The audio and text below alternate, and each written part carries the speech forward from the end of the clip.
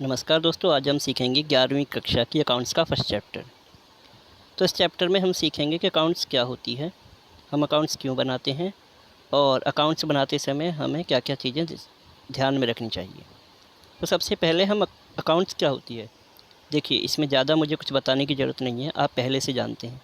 अगर हम कोई बिजनेस करते हैं तो हम वहाँ पर हम जितने लेन देन करते हैं, जैसे कि माल आना, माल का जाना, बेचना, ख़रीदना, हमने अगर किसी से उधार माल लिया है तो इन सब चीज़ों को हम एक अलग अलग बुक्स में, अलग अलग किताबों में लिख कर के रखते हैं। ठीक है। जब बिज़नेस बड़ा होता है तो ये बुक्स जो होती हैं बहुत ज़्यादा बुक्स हो जाती हैं, तो हम इनको एक सिस्टमेटिक तरीके से लिखना सीखेंगे। तो अकाउंट्स जो है वो बिज़नेस में सभी लेन देनों को करने का जो तरीका होता है ना, वो अकाउंट्स होता है एज अ सब्जेक्ट, जो कि हम 11वीं में पढ़ने वाले हैं। तो हम ये सीखने वाले हैं कि बड़ी बड़ी कंपनियों में एक अकाउंटेंट किस तरीके से एंट्री करता है और अपनी बुक्स को कैसे मेंटेन करता है। हम उन बुक्स के बारे में भी जानेंगे, कौन कौन सी बुक्स इस्तेमाल की जाती हैं, उनमें एंट्री करने का तरीका भी सीखेंगे। ठीक है। तो आइए शुरू करते हैं। सबसे पहले जो हमारा सवाल है वो ये है कि हम अकाउंट्स बनाते क्यों हैं, क्या उद्देश्य होते हैं हमारे अकाउंट्स बनाने के लिए। तो देखिए, अकाउंट्स बनाने के उद्देश्य क्या, हम क्यों बनाते हैं, इसमें पहला पॉइंट है मेंटेनिंग अकाउंटिंग रिकॉर्ड्स।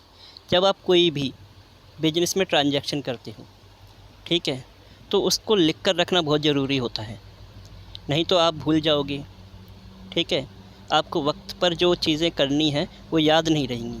और दूसरी चीज़, ये एक एविडेंस हो जाता है, एक प्रूफ हो जाता है। अगर मान लो किसी को आपने पैसे पे किए हैं और आप अकाउंट्स में लिख लेते हो, एक पर्ची बना लेते हो, ठीक है, तो इन फ्यूचर कभी मान लो गलती हो जाती है तो आप दिखा सकते हो कि देखिए हमने आपको पैसे पे कर दिए थे। ठीक है। तो एक रिकॉर्ड रखते हैं हम अकाउंटिंग के थ्रू। ठीक है। दूसरा, calculation of profit and loss. देखिए, जब हम एक बिज़नेस करते हैं तो बिज़नेस जो होता है वो कंटिन्यूसली चलता रहता है। अगर हम जब एक साल के लिए बिज़नेस करें तो हम आसानी से प्रॉफिट एंड लॉस निकाल लेंगे, हमें पता चल जाएगा हमने कितने पैसे लगाए थे और अब हमारे पास कितने पैसे हैं। लेकिन जब हम बिज़नेस कंटिन्यू करते हैं, कुछ सालों के लिए करते हैं, ठीक है, और तब हमें अपना प्रॉफिट कैलकुलेट करना हो तो उस समय हम अपने हाथ में जो पैसे हैं उनको देख करके नहीं पता लगा सकते। हमें क्या करना होता है कि अकाउंट्स में जितनी भी नॉलेज दी गई, जितनी भी जानकारी होती है, उन सबको इकट्ठा करते हैं और उनकी दोनों तरफ की जो हिसाब किताब होता है वो करके हम पता लगा लेते हैं कि हमारे पास कितना लॉस हुआ है या प्रॉफिट हुआ है। ठीक है। तो बिना अकाउंट्स के हम प्रॉफिट और लॉस पता ही नहीं लगा सकते। तीसरा पॉइंट है एसर्टेनिंग फाइनेंशियल पोजीशन। मतलब कि हम ये पता लगाते हैं कि हमारी कंपनी की फाइनेंशियल पोजीशन क्या है। मान लो कि 1 साल के बाद में हमें पता चल गया कि हमें एक प्रॉफिट हुआ है, ठीक है, 10,000 रुपये का। लेकिन एक्चुअली हमारे पास इस समय क्या हालात चल रही हैं बिजनेस के, कितना माल हमारे पास अभी अवेलेबल है, कितना कच्चा माल है, कितना तैयार माल है, और हमारे पास गुड्स वो सॉरी कैश कितना है। मतलब सारी चीज़ें कि क्या क्या चीज़ कितनी है और हमें किस किस को पैसे देने हैं और किस किस से पैसे लेने हैं, ये पूरी फाइनेंशियल पोजीशन हमको पता चल जाती है अकाउंट्स को देखने के बाद में। ठीक है। और कभी कभी गवर्नमेंट भी मांग लेती है कि अपनी फाइनेंशियल पोजीशन बताओ, ठीक है, कंपनी की, तो उसके लिए भी हमें अकाउंट्स दिखाने पड़ते हैं। Provide information to the various parties. देखिए, अभी एक एग्जांपल तो मैंने पहले ही दे दिया कि सरकार हमसे हमारे रिकॉर्ड्स को मांग लेती है। उस समय हमें यही अकाउंट्स दिखाने पड़ते हैं कि हमारी बिजनेस की जो हालत है वो इस समय क्या है। ठीक है। और टैक्स के वक्त भी हमें सरकार को दिखाना पड़ता है कि हमारे अकाउंट्स के अकॉर्डिंग हमको इतना प्रॉफिट हुआ है तो हम इतना ही टैक्स पे करेंगे। ठीक है। उसके बाद में देखो, इसका कहने का मतलब है कि बहुत सारी पार्टीज़ होती हैं जिनसे बिजनेस का रिश्ता होता है, हमारे बिजनेस का उनसे लेन देन होता है। वो सब जो हमारे साथ लेन देन करती हैं वो हमारी फाइनेंशियल पोजीशन को देख करके करती हैं। ठीक है। और ये इन्फॉर्मेशन कहाँ से मिलती है उनको, हमारे अकाउंट्स डिपार्टमेंट से। यानी हम अकाउंटेंट जो होता है वो इन सब पार्टीज़ को अकाउंटिंग इन्फॉर्मेशन प्रोवाइड कराता है। जैसे देखिए, अगर एक मार्केट में हमारे शेयर ख़रीदने हैं किसी को, हमारी कंपनी के, तो वो क्या देखेगा, हमारी पिछले साल की जितनी ट्रांजैक्शन थी, जितना रिकॉर्ड था वो देखेगा। अगर हमने अच्छा किया था तो वो इन्वेस्ट करेगा। ठीक है। और सरकार को टैक्स कितना देना है, सरकार से कोई सब्सिडी हमको लेनी है, तब हम क्या करेंगे, हम अपने अकाउंट्स के रिकॉर्ड दिखाएंगे। और उनको पता चल जाएगी। और हमें बैंक से लोन लेना है तब भी हमें अपनी फाइनेंशियल पोजीशन दिखानी होगी कि अच्छी है या ख़राब है, ठीक है। और एक होता है मैनेजमेंट। मैनेजमेंट हमारे बिजनेस को चलाने के लिए जो मेन पोस्ट होती है या मेन इंसान होते हैं वो मैनेजर्स होते हैं, वही बिजनेस को आगे चलाते हैं। लेकिन अगर उनको बिजनेस की जानकारी ना हो तो बिजनेस को ठीक से नहीं चला पाएंगे।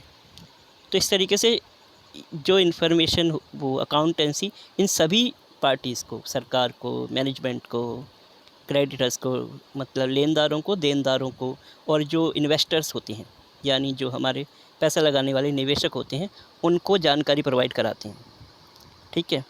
अब फैसिलिटेट मैनेजमेंट, इसके बारे में मैंने ऊपर वाले पॉइंट में आपको थोड़ा सा बता दिया था। देखिए मैनेजर्स क्या होते हैं कि अगर हमको कच्चा माल चाहिए तो हम किससे मांगेंगे? मैनेजर से। मैनेजर का काम है हमेशा बिजनेस को कच्चा माल खरीद के देना, और तैयार माल को बेचना किसका काम है? सेल्स मैनेजर का, ठीक है। पैसे का इंतज़ाम करना किसका काम है? फाइनेंस मैनेजर का। यानी मैनेजमेंट का पूरा डिपार्टमेंट होता है और उन सब के अपने अपने काम होते हैं। लेकिन माल जो है हम ज़रूरत से ज़्यादा भी नहीं खरीद सकते, ज़रूरत से कम भी नहीं खरीद सकते। तो माल कब ख़रीदना है ये मैनेजर को डिसाइड करना पड़ता है। और वो डिसाइड कैसे करेंगे? अकाउंट्स देख करके। अकाउंट में स्टॉक अकाउंट को चेक करेंगे कि स्टॉक में बैलेंस कितना है, उसी हिसाब से वो अपना ऑर्डर प्लेस कर देंगे, ठीक है। और सेल्स वाले भी यही देखते हैं कि अगर माल तैयार हो गया है तो उसको बेचने की वो अपनी प्रोसेस को आगे बढ़ाते हैं। तो इस तरीके से मैनेजमेंट के सारे काम को करने के लिए उन्हें अकाउंटेंसी डिपार्टमेंट से प्रॉपर इन्फॉर्मेशन की ज़रूरत होती है। तो जो अकाउंटिंग होता है वो मैनेजमेंट को मैनेज करने में बहुत हेल्प करता है, ठीक है। तो आई होप कि आप समझ गए होंगे ऑब्जेक्टिव्स। आगे बढ़ते हैं। अब यहाँ पर है एडवांटेजेस ऑफ अकाउंटिंग, यानी अकाउंट्स बनाने के फ़ायदे, ठीक है। अकाउंट्स बनाने से एक बिज़नेस को क्या फ़ायदा होता है? देखिए फ़ायदे ऑलरेडी हमने उद्देश्य में ही देख लिए थे, वही फ़ायदे हैं, लेकिन यहाँ पर अलग से दे रखे हैं तो मैं इनको एक एक करके एक्सप्लेन करता हूँ। जो सबसे पहला पॉइंट है वह it provides information which is useful to management for making economic decision.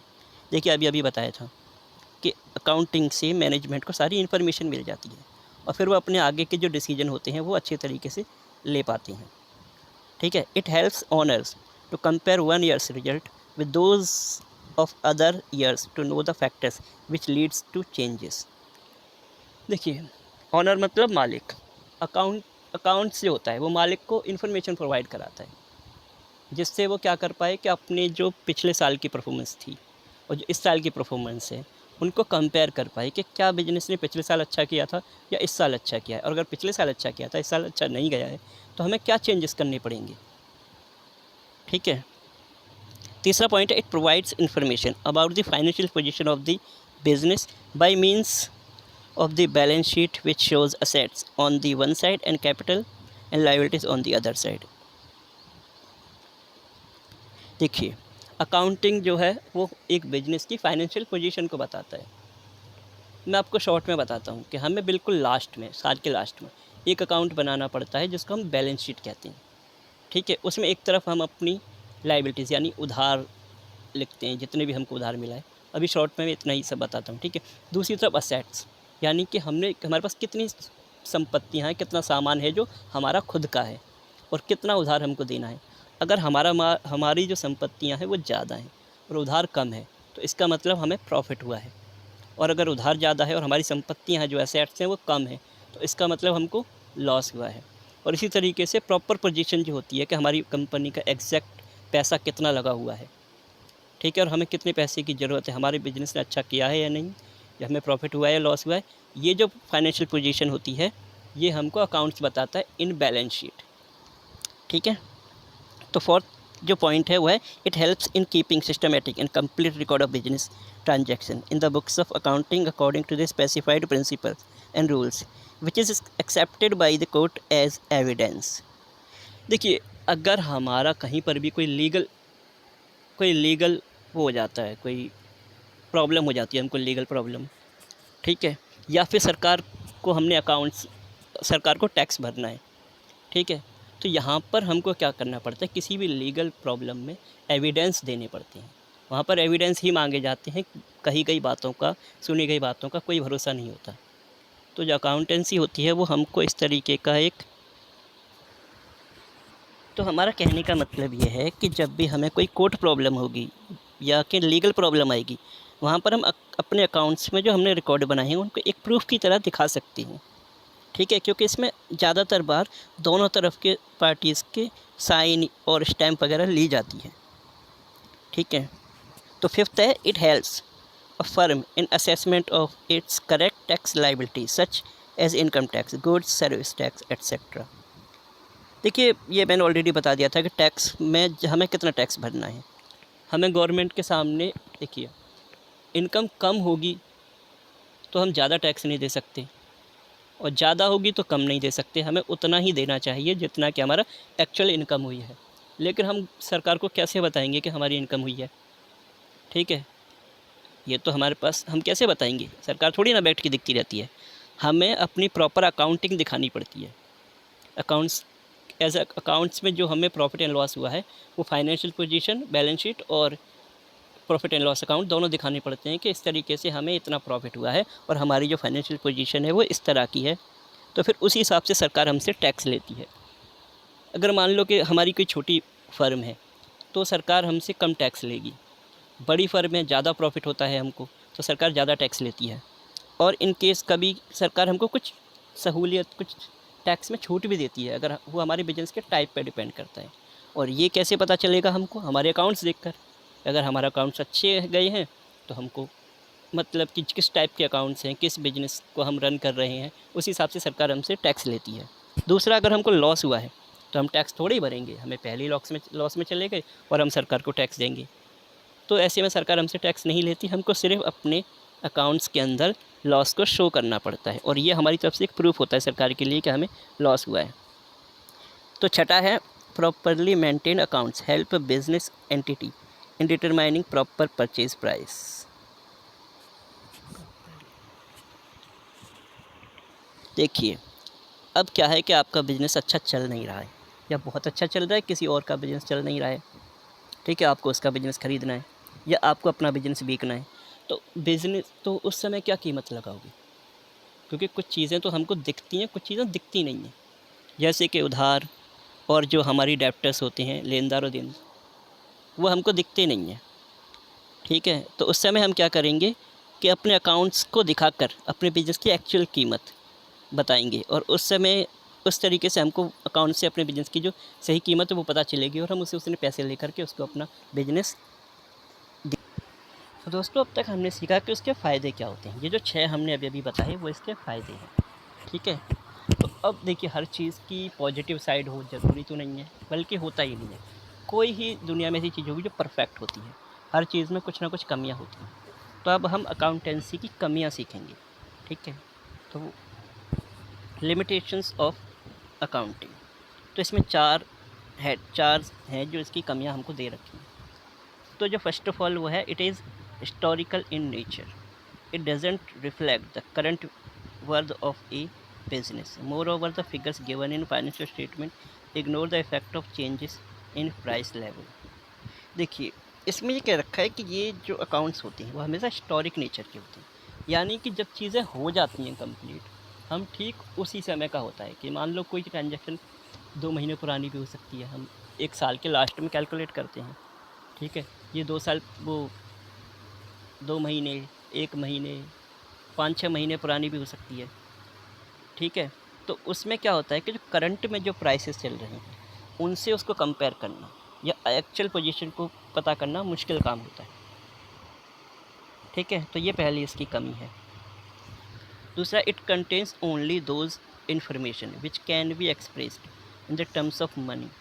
It ignores qualitative elements such as efficiency of management, quality of staff, customer satisfaction etcetera. ठीक, इसमें कह रहा है कि अब ये जो इन्फॉर्मेशन प्रोवाइड कराता है वो सिर्फ मनी के फॉर्म में होती है, यानी कि पैसे के।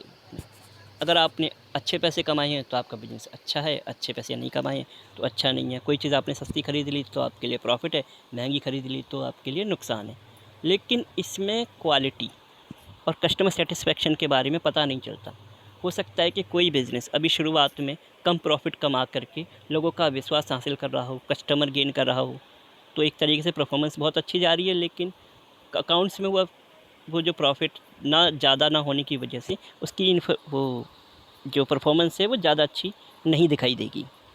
ठीक है। दूसरा कि कोई कंपनी अगर मान लो अच्छा माल प्रोवाइड कराती है, सस्ता देती है और कॉस्ट उसकी ज़्यादा पड़ जाती है और प्रॉफिट कम हुआ है, तो इसका मतलब कि कंपनी अच्छा कर रही है, उसके कस्टमर हैप्पी हैं और लॉन्ग टर्म के लिए बहुत अच्छी बात है। लेकिन हमें अकाउंट्स में क्या नज़र आ रहा है? कम प्रॉफिट। ठीक है। तो इस तरीके से ये क्वालिटी को नहीं बताता, सिर्फ मनी को बताता है, पैसे को। तीसरा है it may be affected by window dressing manipulation in accounts to present more favorable position of a business from than its actual position। देखिए इसमें क्या रहा है कि अकाउंट को है ना वो किया जा सकता है, विंडो ड्रेसिंग की जा सकती है, यानी कि जानबूझकर कुछ और दिखाया जा सकता है जो असलियत में है नहीं है। देखिए अगर मान लो किसी कंपनी को नुकसान हुआ है, कोई कंपनी क्या कर सकती है कि कंपनी क्या कर सकती है कि इसके आगे से मतलब कि अपने प्रॉफिट को ज़रूरत से ज़्यादा दिखा सकती है। मान लो कि जो असेट्स एक्चुअल में है नहीं, वो अपनी बैलेंस शीट में असेट्स को बढ़ा सकती है, या लायबिलिटीज़ जो कि हैं उनको कम दिखा सकती है, तो वहाँ तो प्रॉफिट नज़र आएगा। ठीक है। लेकिन एक्चुअल तो लेनदार हैं, वो अपना पैसा तो ज़रूर लेंगे, तो कंपनी अपनी ज़रूरत से ज़्यादा प्रॉफिट दिखा सकती है या अपनी कंपनी को ज़्यादा मजबूत दिखा सकती है, जो रियलिटी में है नहीं। ऐसा एक केस में हुआ भी था, माल्या वाला। वो आप सबको याद है कि उन्होंने झूठी बैलेंस शीट दिखा करके बैंक से नकली लोन लिए और बाद में उनको मार के बैठ गए। ठीक है। तो इसको कहते हैं विंडो ड्रेसिंग। तो कंपनियां विंडो ड्रेसिंग करती हैं और अकाउंटेंसी में ये एक नुकसान होता है हमारे लिए कि एक्चुअल पोजीशन नहीं पता चलती। Fourth, it is not free from personal bias and personal judgement of the people dealing with it। For example, different people have different opinions regarding assets for calculating depreciation provision and doubtful debts etc। ये कह रहा है कि accountancy भी है ना, ये जो बनाने वाले इंसान होते हैं ना उन पर डिपेंड करता है। ठीक है। जो अकाउंट्स बना रहा है, ये अकाउंटेंसी भी वही उसके हिसाब से बनाई जाती है जो इंसान इसको बना रहा है, या जो मालिक है बिजनेस का वो अपने हिसाब से अकाउंट्स को बना सकता है। जो एग्ज़ाम्पल है वो है डेप्रिसिएशन वाला, कि डेप्रिसिएशन कैलकुलेट करने के अलग अलग मेथड होते हैं। ये आपको कुछ चैप्टर्स बाद समझ में आ जाएगा कि डेप्रिसिएशन क्या होता है। लेकिन हाँ, किसी चीज़ को करने के 2 या 3 मेथड होते हैं, किसी के लिए कोई ठीक होता है, किसी के लिए कोई ठीक होता है। सपोज़ एक मेथड से उसने अपनी मशीन का डेप्रिसिएशन लगाया था, ख़रीदने वाले को ये जो मेथड था वो पसंद नहीं था। तो इस तरीके से अकाउंटिंग में कमी होती है कि ये भी उस इंसान पे डिपेंड करता है जो उसको बना रहा है, उसी के नेचर का हो जाता है। ठीक है। तो ये जो चैप्टर का जो कंप्लीट लेक्चर था ये यहीं पर ख़त्म होता है। अब हम इसका अगला लेकर के आएंगे कुछ समय के बाद।